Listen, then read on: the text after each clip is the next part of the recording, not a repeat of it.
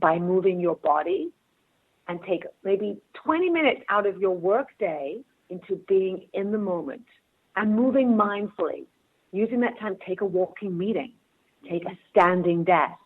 It will improve not just how you feel about yourself, but how you show up at work. So and for depression, which is on the rise for women, for anxiety, to manage your stress that comes with being a woman in business, you have to move your body. It's not even an option. It's so true. I mean, one thing that business women are good at, which is not supposed to be good for them, but they are good at, is multitasking. And if they can multitask, they can certainly find 30 minutes in a day, if they try, that they could work out. Even if it's taking a lunch break and getting out, in the sunshine and going for a walk, or if it's a snowy place that they live in, then they could figure out something. But not to just be sitting there, and many times even eating lunch at their desk because they're so busy and they don't want to take time away from anything. So, and this is something I've been talking about the last couple of days, thinking about this myself. If you were looking back to when you first started your career, what's something you would tell your younger self? Enjoy the ride, worry less, and it doesn't have to be perfect to make a difference. But isn't it interesting when I think back to when I first started, and I was like a woman possessed. All I thought about day and night was my business. And then, of course, I got married and I had children. And I was lucky. I was married to a wonderful guy that said, look, do what you want. And he had a job and everything, but he just said, I know how you feel about your business. And you were in business when we got married, and do your thing, and I'll worry about the kids. So I was fortunate in that. But still, I was possessed. There was no question I was possessed. And I've certainly calmed down a lot since then. So I think what you're saying, and of course, don't you run into young people, and especially you're still in the fitness industry, young people going into fitness who say, oh, no, I have to do this and I have to do that. And you're trying to say, take it slow, take it even, be smart about this, you'll burn yourself out. So there's all a part of it. So what would you say to them would be step number one? The person at home, in other words, to calm themselves down and to get on that right path. Great question. Connect with your breath. Your breath is the fastest way to. I always say the longest distance you'll ever travel is from your head to your heart. True. To get out of your head into your heart, or have them talk to each other, the breath. Just easy thing you can do right now. If you're sitting at work, stand up, breathe in for 4 counts, 4, 3, 2, 1, and then breathe out for 6, 5, 4, 3, 2, 1. Just do that. Just being aware. Say, I breathe in, I breathe in, I breathe out, I breathe out. That simple. And breathing in for 4 counts and out for 6. If you exhale longer than the inhale, it will move your brain from the fight or flight into like stress and anxiety into tend and befriend, into the relaxation response. So before you have to go for that job interview or a high-powered meeting, or you just got a really annoying email before you hit send, come back to your breath. I talked about this morning. Finding your heart rate, and then breathing in beat with your heart rate, breathing in for 4 and out for 4. That's the fastest way to quieten your mind. We have between 50,000 and 70,000 thoughts a day. 95% of them are repetitive from yesterday. And many of them are negative. 85% are negative because of the negativity bias. So our brain allows us to say that thoughts are real, but are they true?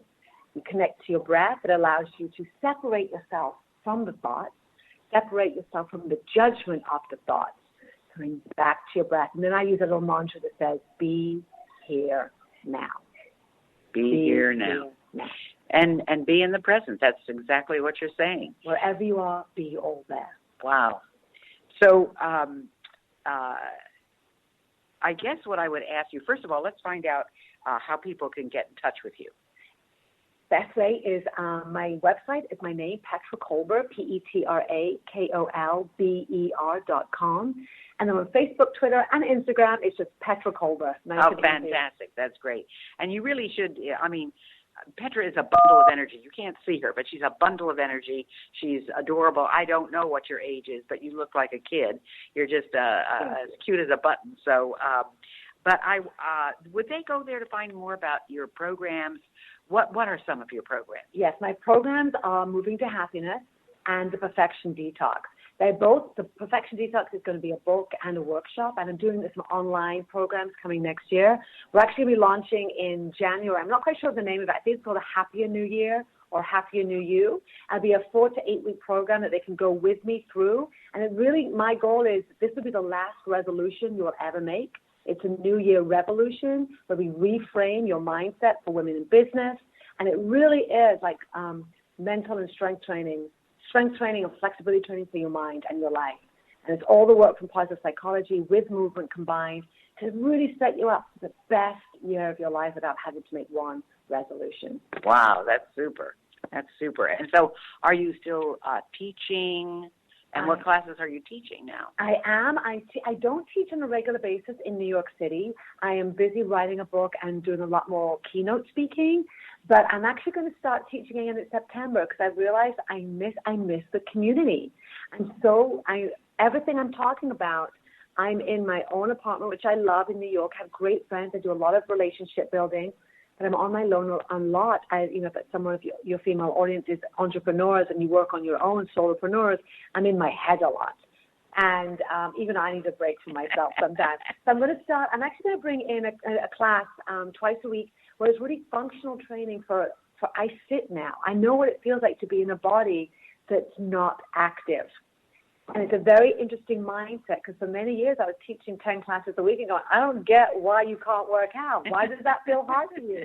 Well, now I'm that body. So there's going to be a lot of really functional movements, stretchings, and I'm excited to be and also supporting women and people in the classroom with a different language around why we're moving. So probably giving them a lot of inspiration and uplift and happiness without them even really knowing what they're getting.